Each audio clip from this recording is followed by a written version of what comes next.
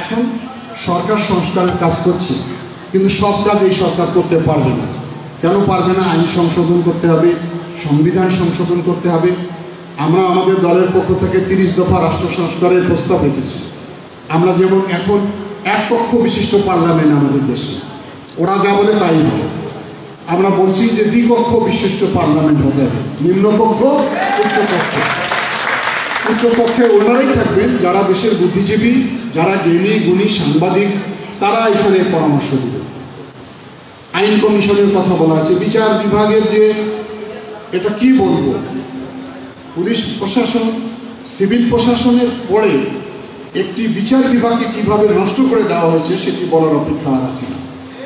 বাংলাদেশে কোনো সময় আমি লক্ষ্য করি নাই এপিলেট ডিভিশন সহ চিফ জাস্টিসকে পদত্যাগ করতে একসঙ্গে তারা বিচার দিতে পারেনি। কেননা তারা ওই চেয়ারে বসে বলছে যে আমরা শপথবদ্ধ রাজনীতিবিদ।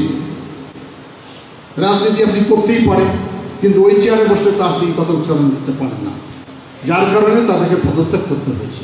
সেজন্য আমরা বলছি যে এই বিচার নিয়োগের ক্ষেত্রে একটা কমিশন গঠন থাকতে হবে।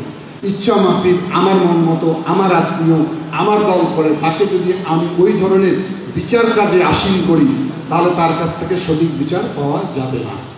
বিএনপির কেন্দ্রীয় কমিটির সাংগঠনিক সম্পাদক ও সাবেক উপমন্ত্রী আসাদুল হবিব দুলু আজ লালমনিরহাটে বৈষম্যবিরোধী ছাত্র আন্দোলনের নেতৃবৃন্দের সঙ্গে মতবিনিময় সভায় এসব কথা বলেন। এল নিউজ অনলাইন, লালমনিরহাট।